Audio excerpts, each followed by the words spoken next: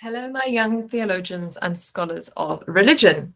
So, we have been working our way through some different scholarly views from different approaches on what religion is and what it does for humans, what it does for our minds, what it maybe does for the whole of society. And today, we're going to continue this by looking at the ideas of someone called Emile Durkheim.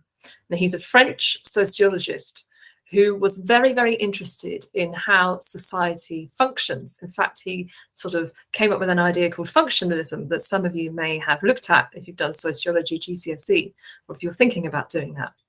So he is very interested in how society sort of works. And rather than Marx, who saw society as always in conflict and challenging between different groups of people, Emile Durkheim was very interested in seeing how society functions and works well, and the things that society does that helps us function together. Think about like a machine with different cogs or different parts, a smooth running thing. So this is Emile Durkheim's idea about society. And in that, we have got this thing of religion that we're thinking about throughout the whole of this course. And so for him, he's very interested and fascinated in how religion helps this machine to run smoothly. How does it help society to function? And for him, they're very intertwined, religion and society. In fact, look at this quote from him here.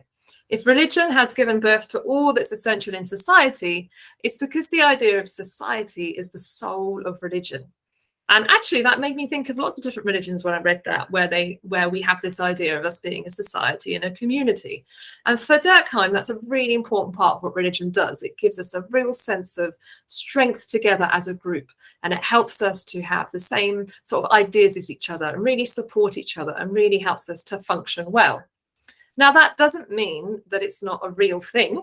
You know, you don't have to look at that and think, well, does that mean that society's like invented religion? It could still be a real thing. Of course it can. But he's saying, let's look at what it actually does to help us in society. And let's look at how going to a religious place together, or saying the same words together, or agreeing that we'll behave in certain ways together, how that helps us to sort of gel together as people in a society, how it helps us to have these kind of group ideas about what's right and wrong, where are we going, what are we doing, what's the point of who we are, togetherness. That's that feeling we have, he says, is what religion can really help us with in society. This also links to some of the ideas he has about religious experiences, which you might come on to as well in this lesson. So thinking about how I'm going to have a religious experience when I'm together with other people. And the more I believe it's going to happen, the more I might have this experience or this sensation. And for me, that was definitely something I experienced when I was Christian. I've spoken about this before. When I was Christian, I had these feelings and sensations to do with God. And it definitely happened more when I was with other people and we were together and we kind of believed these things together and did these actions together. And I felt this as us as a group, and it made us feel closer and tighter as a group of Christians together. And people might say this, say, for example, people I know who've like gone on Hajj, they've said it's been this kind of amazing experience to be there together with so many people, even just a simple act of praying towards that direction and knowing the whole world is praying in that same way.